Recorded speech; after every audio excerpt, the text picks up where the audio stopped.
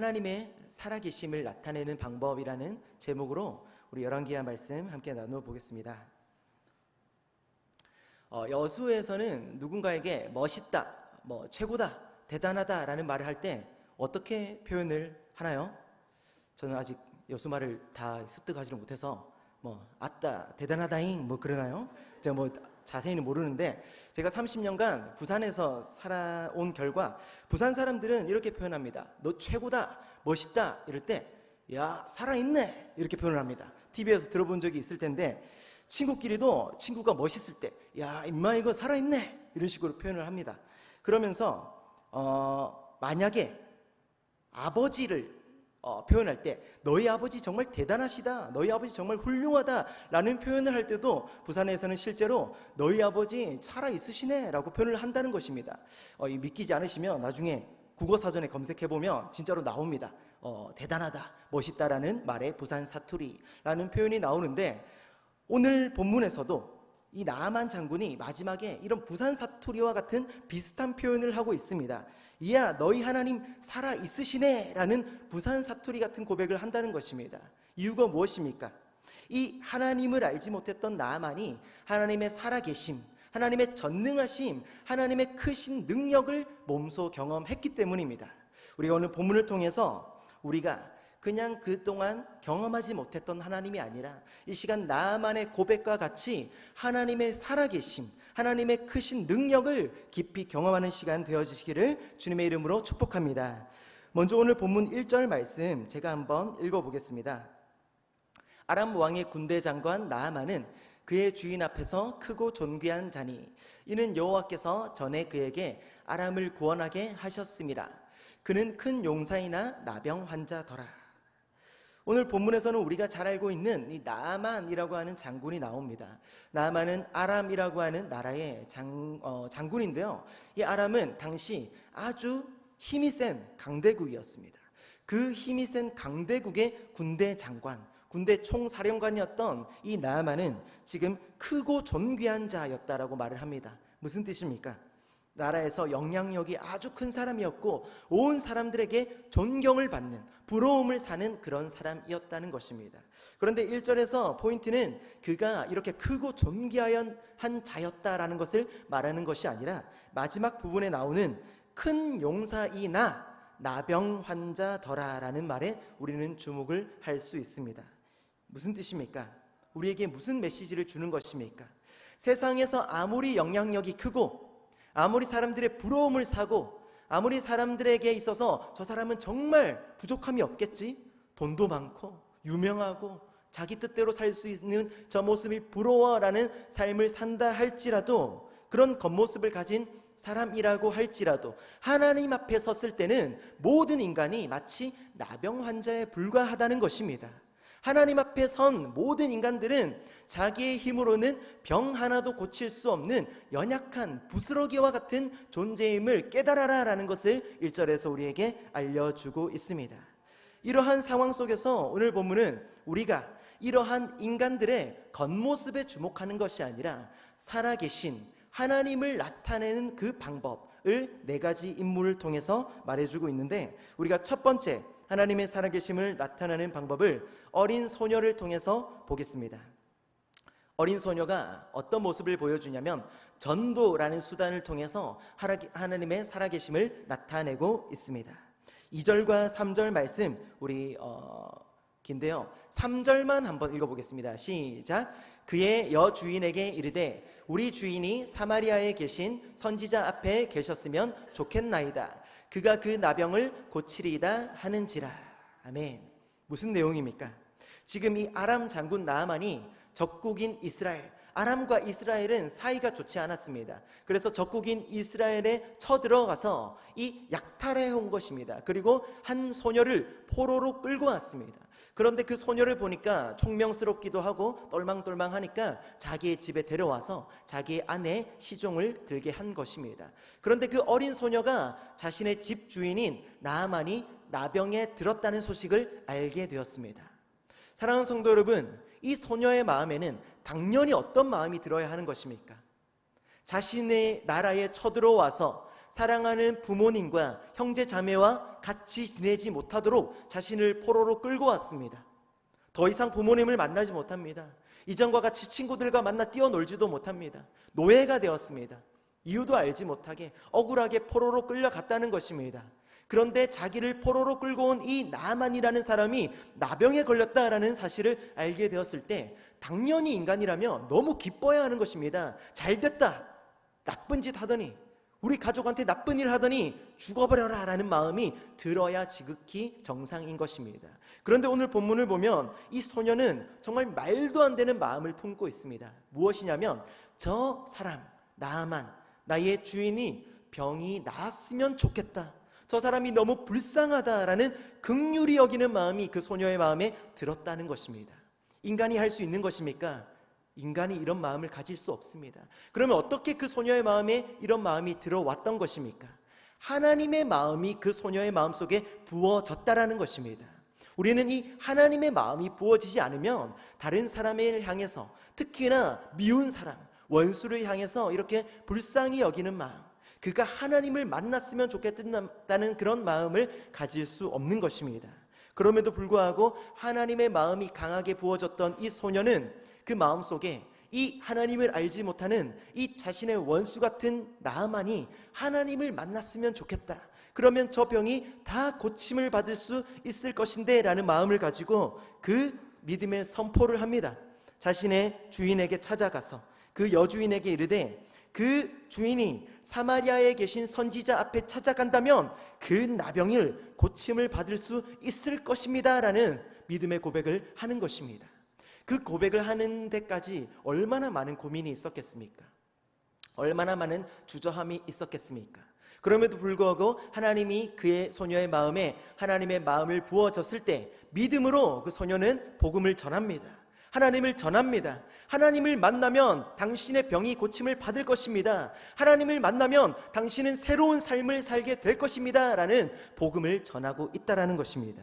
이러한 소녀의 그 삶이, 이러한 소녀의 마음에 부어진 하나님의 마음이 저와 여러분의 마음속에도 부어질 수 있기를 간절히 바랍니다. 우리는 이러한 삶을 살아가야 하는 것입니다. 이러한 삶을 살아갈 때 이 우리의 믿음을 통해서, 이러한 선포를 통해서 우리가 영광받는 것이 아니라 하나님께서 영광받으시고 하나님의 살아계심을 나타낼 수 있다는 것입니다. 그래서 이 소녀가 이러한 고백을 했을 때 나아만은 소녀의 이 제안을 받아들입니다. 그래서 본문을 보면 왕에게 찾아가고 왕이 편지를 써줍니다. 이스라엘 왕에게 우리 나아만 장군을 보내니 잘 부탁드립니다, 잘 고쳐주십시오 라는 편지를 가지고 이스라엘로 향합니다. 그리고 이 나아만 장군이 이스라엘 왕에게 이르러 그 편지를 전달했을 때 조금 이상한 반응을 이스라엘 왕이 보이고 있습니다. 7절 말씀 우리가 함께 읽어보겠습니다. 이스라엘 왕이 그 글을 읽고 자기 옷을 찢으며 이르되, 내가 사람을 죽이고 살리는 하나님이냐? 그가 어찌하여 사람을 내게로 보내 그의 나병을 고치라 하느냐? 너희는 깊이 생각하고 저 왕이 틈을 타서 시비하려 함인 줄 알라 하니라. 지금 무슨 내용이 나타나고 있습니까? 자신에게 편지를 가지고 온 이 나아만 장군의 편지를 보고서 왕이 지금 자기의 옷을 찢고 있습니다. 그러면서 내가 무슨 사람을 죽이고 살리는 하나님이냐 라면서 분노를 하고 있습니다. 오해를 한 것이죠. 지금 저 아람 왕이 말도 안 되는 억지를 부리고 있다. 나병을 어떻게 고치라는 말이냐? 그 시대에 나병, 한센병, 어떤 이 문둥병, 피부병은 고칠 수 없는 불치병이었습니다. 점점 시간이 지나면 살점이 떨어지고 심지어는 죽음에까지 이르는 그런 병이었다는 것입니다. 그런데 지금 이 불치병을 나에게 어떻게 고치라는 것이냐? 이 왕이 억지를 부리면서 이 병을 못 고치면 우리나라를 침략하려고 하는구나라는 오해를 하고 있다는 것입니다. 그런데 여기서 이스라엘 왕이 단단히 착각하고 있는 것이 무엇입니까? 그 소녀가 이스라엘 왕에게 찾아가면 병을 고쳐줄 것이다 라고 말을 했습니까? 아닙니다. 하나님의 사람, 선지자 엘리사를 찾아가면 병을 고쳐줄 것이다. 하나님과 함께하는 그 사람을 찾아가면 병을 고쳐줄 것이다 라는 말을 했는데 지금 자기가 왜 혼자 오바를 하고 있는 것입니까? 누가 자기에게 병을 고치라고 했습니까? 혼자 자기의 옷을 찢고 내가 어떻게 병을 고치냐라며 하나님을 신뢰하지 못하고 하나님을 믿지 못하고 이런 두려움에 휩싸여 있다는 것입니다. 이 상황 속에서 하나님의 살아계심을 나타냈던 두 번째 인물이 나타나는데 바로 엘리사입니다. 엘리사가 자신의 믿음을 통해서, 하나님을 향한 믿음을 통해서 두 번째 하나님의 살아계심을 나타내는 방법을 보여주고 있습니다. 8절 말씀 우리가 함께 읽어보겠습니다. 하나님의 사람 엘리사가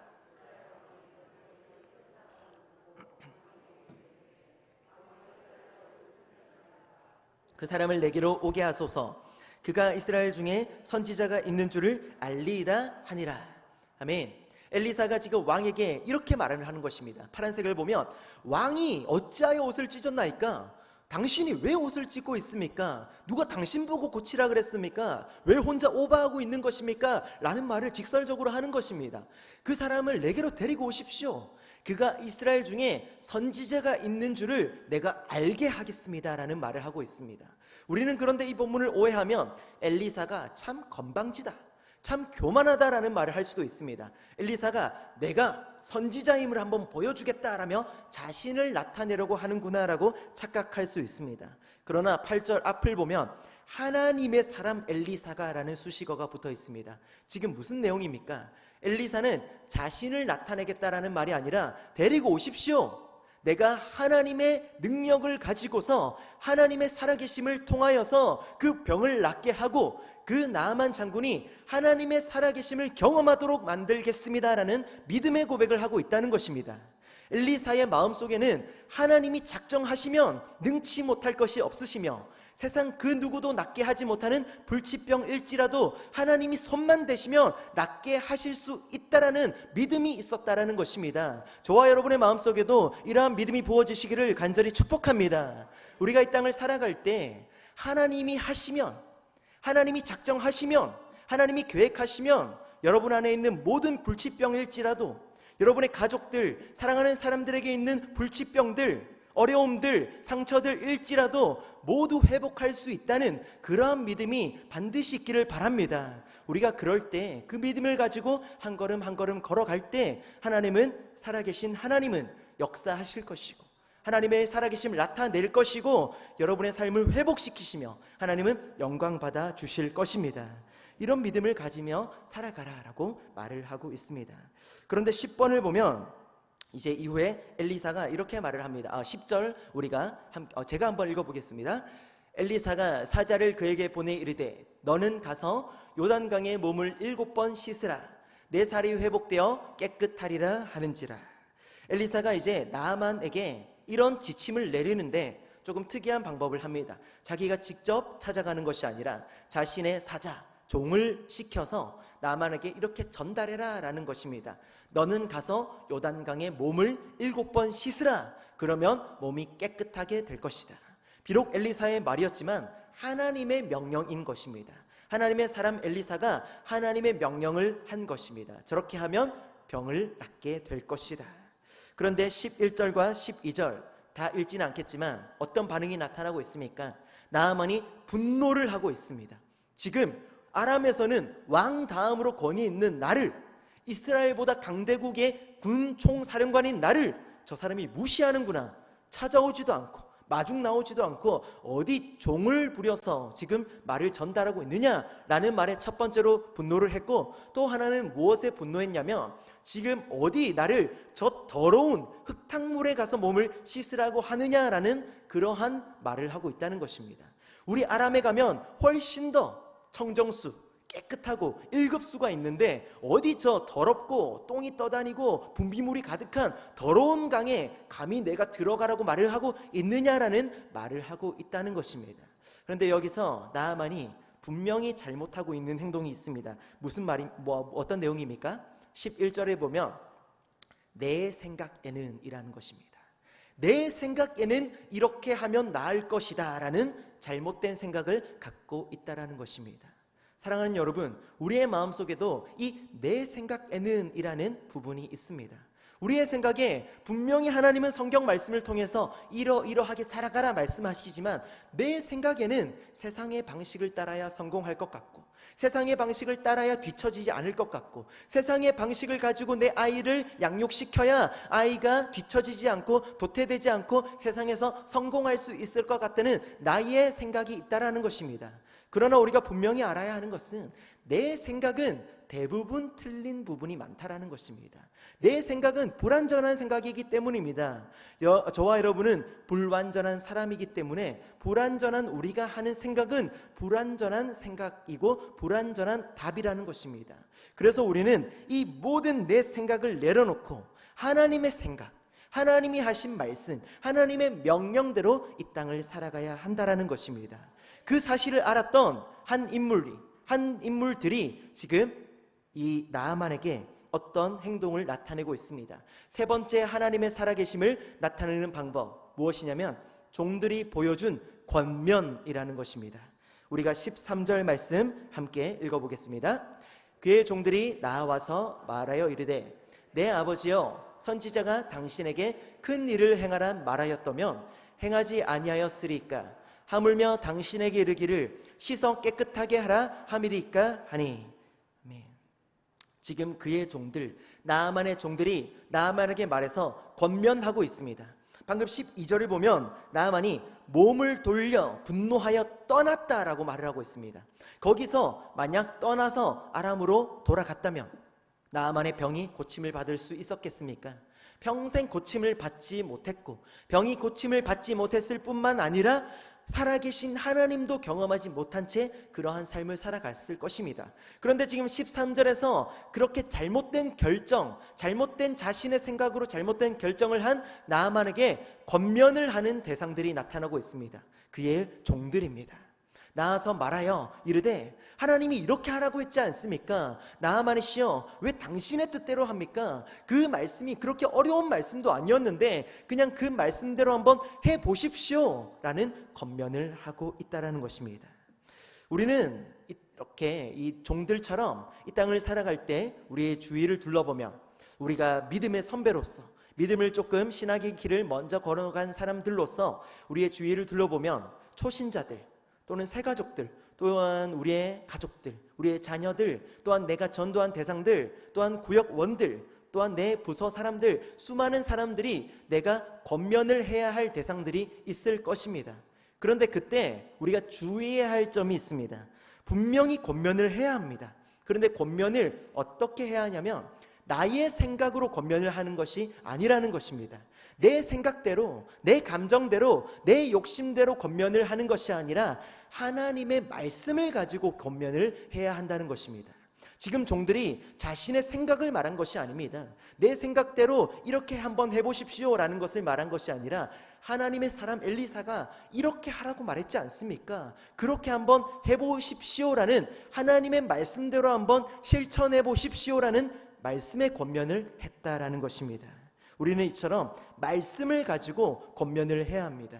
그러면 우리에게 필수적으로 먼저 앞서 나타나야 하는 것이 무엇입니까?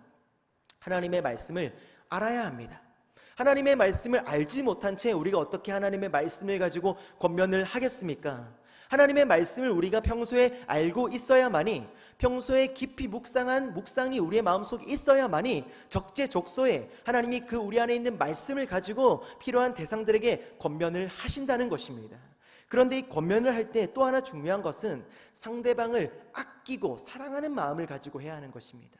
분노하고 그를 정죄하고 그를 무시하는 마음으로 권면을 하는 것이 아니라 혹여나 저 사람이 상처받지를 않기를 바라는 마음으로, 저 사람이 정말 회복되기를 바라는 마음으로, 정말 저 사람이 살아계신 하나님을 만났으면 좋겠다는 그러한 마음으로 권면을 해야 한다는 것입니다. 그래서 필수적으로 이 권면을 하기에 앞서 우리는 반드시 기도를 한 후에 권면을 해야 합니다.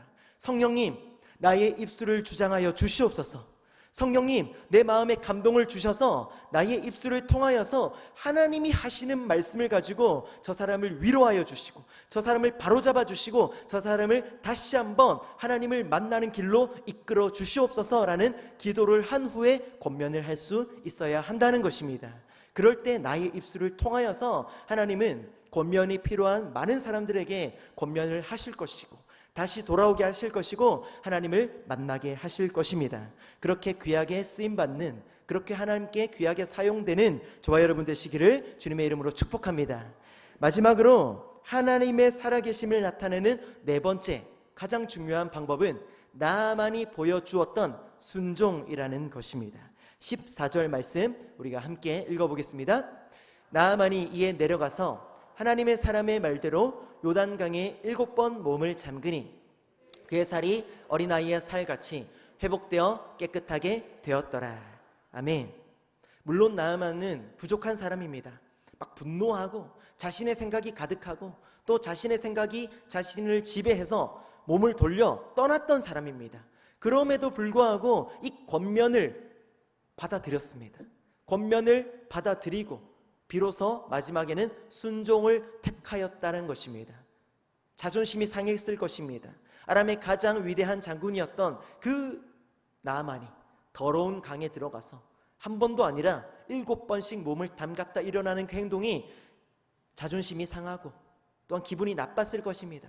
그리고 한 번, 두 번, 6번까지 계속 몸을 씻어도 나타나지 않았을 때 믿음이 연약해지기도 했을 것입니다. 이거 확실한 거야? 내가 언제까지 이 짓을 해야 돼? 라는 마음이 들었을 수 있습니다. 그러나 그 믿음의 길을 포기하지 않고 마지막까지 7번째 순종을 했을 때 어떠한 결과가 나타났습니까? 그의 살이 어린아이와 같이 깨끗하게 되었더라 라는 회복을 얻게 되었습니다. 그런데 오늘 본문에서 말하고자 하는 것은 그가 병을 고침을 받았다라는 것을 우리에게 말하는 것이 아닙니다. 오늘 가장 중요한 포인트는 15절에서 나타나고 있습니다. 마지막으로 15절 말씀 함께 읽어보겠습니다. 나아만이 모든 군대와 함께 하나님의 사람에게로 돌아와서 그의 앞에 서서 이르되 내가 이제 이스라엘 외에는 온 천하에 신이 없는 줄을 아나이다. 청하건대 당신의 종에게서 예물을 받으소서 하니. 아멘. 비로소 이 4명의 사람의 그 하나님의 살아계심을 나타내는 방법이 모두 다 이루어졌을 때 비로소 나아만이 살아계신 하나님을 경험하게 되었다는 것입니다. 하나님을 알지 못했던 이방 땅 그 장군이 이 모든 과정을 통해서 회복을 경험하게 되었고 비로소 고백하는 것입니다. 내가 이제야 이스라엘 외에는, 여호와 한 분 외에는 살아계신 정말 살아서 숨쉬며 역사하는 신이 없는 것을 경험했다. 하나님만이 정말 살아있는 하나님이구나, 신이구나 라는 것을 경험했다라는 것입니다. 제가 예화를 하나 들면 새롭게 하소서라는 간증을 봤을 때 박보규 목사님이라는 분의 간증을 들은 적이 있습니다. 긴 간증의 내용인데 제가 짧게 요약을 하면 이런 내용입니다. 이 목사님에게 한 아들이, 어린 아들이 있었습니다. 그런데 이 어린 아들이 불치병, 마치 이 나아만 장군처럼 불치병에 걸렸습니다. 희귀병이라서 이 병을 나을 수 있을 확률이 아주 희박했습니다. 그런데 어찌어찌 방법을 찾다 보니까 그 아들과 정확히 일치하는 골수를 이식을 받아야만이 병을 나을 수 있었습니다. 그런데 이렇게 수소문해서 알아봤더니 전국에 아들과 정확히 일치하는 골수 기증자가 정확히 8명이 있었습니다. 그래서 이 목사님이 너무 기뻤다고 해요. 우리 아들이 죽는 줄로만 알았는데 드디어 살 수 있겠구나, 하나님 감사합니다 라는 마음으로 기뻤는데 첫 번째 사람, 두 번째 사람 어떤 다양한 이유로 거절이 되었습니다. 자세히 한 번 더 확인을 해보니 일치하지 않습니다 라는 내용들로 인해서. 그런데 아직까지도 목사님의 마음은 그렇게 걱정이 되지 않았다고 합니다. 왜냐하면 아직 6명의 사람이 더 남아 있었으니까. 그런데 시간이 흘러서 3번째, 4번째, 5번째, 6번째, 7번째 모든 사람들이 총 8명 중에 7번째 사람까지도 다 거절했다라는 것입니다. 이유는 알지 못하겠지만 죄송한데 안 되겠습니다 라는 답변을 받았습니다. 이 목사님의 마음이 어땠겠습니까? 너무나도 절망적이었습니다. 살 수 있을 것 같았던 내 아들, 내 생각에는 8명이라는 이제 기증자가 있으니 살 수 있겠지라고 생각을 했는데 7명이 다 거절을 하면서 완전히 무너진 삶을 경험했습니다. 그래서 땅을 치고 엎드려서 울고 회개하며 이제 다 끝났다, 내 아들은 이제 죽었다, 망했다 내 인생은 하며 절규했다라는 것입니다. 그러다 하도 이렇게 울고 가슴을 치다가 답답해서 밖에 나와서 하늘을 향해 고개를 들었는데 자신 이 목사님의 표현에 의하면 하늘에 계신 하나님과 정확히 딱 눈이 마주쳤다라는 것입니다. 그러면서 하나님이 말씀하십니다. 이 믿음 없는 아들아, 이 믿음 없는 아들아 라는 그 고백을 하실 때 딱 하나님께 한 대 망치로 맞는 듯한 그 기분을 느끼면서 곧바로 엎드려 하나님 앞에 회개했다는 것입니다. 하나님, 믿음 없는 나의 연약함을 용서하여 주시옵소서 라는 그 고백을 통하여서 이후에 다시 한번 믿음을 가지고 하나님 앞에 믿음으로 걸어갔을 때 마침내 8번째 기증자로부터 연락이 왔습니다. 제가 골수를 기증하겠습니다. 그 고백을 듣고 그 골수의 기증을 받고 그 죽을 뻔했던 아들이 회복을 하고 지금은 장애인 축구 어떤 단에서 축구 선수로 활동까지 하고 있다는 것입니다.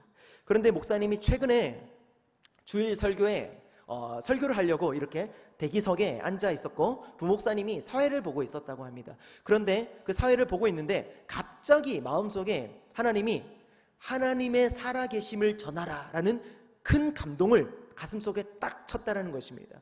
그래서 이유는 알지 못하지만 일단 주보에 받아 적었대요. 하나님의 살아계심. 그러면서 한 주간 묵상을 하고 있었습니다. 무슨 뜻일까? 하나님의 살아계심을 전하라. 무슨 내용일까? 라고 한 주간 골똘히 묵상하고 있는데 이 새롭게 하소서라는 팀에서 연락을 받았다는 것입니다. 목사님, 아들의 그 내용을 들었습니다. 소문을 들었습니다. TV에 나와주셔서 간증을 한번 전해주세요. 그래서 이 TV에 나와서 하나님이 살아계신 분이라는 것은, 하나님은 정말 거짓된 분이 아니라 살아계셔서 역사하시고 회복하시고 능력을 보이시며 그 살아계심을 나타내는 분이심을 간증을 통해서 나타냈다라는 것입니다. 말씀을 맺겠습니다. 사랑하는 성도 여러분, 하나님이 정말로 살아계셔서 우리의 곁에서 역사하시는 신실한 분이심을 믿으십니까? 저희는 이것이 거짓이 아니라는 것을 깨달아야 합니다. 하나님은 어떤 허상이 아닙니다. 어떤 미신이 아닙니다. 종교가 아닙니다. 우상이 아닙니다. 우리의 소원을 들어주는 대상이 아닙니다. 하나님은 정말로 살아계신 하나님이시라는 것입니다. 우리는 정말 이 나아만의 고백과 같이 온 천하에 한 분밖에 없으신 살아계신 우리의 창조주요 구원자요 우리와 함께 하시는 우리의 아버지라는 사실을 믿으며 살아가야 할 것입니다.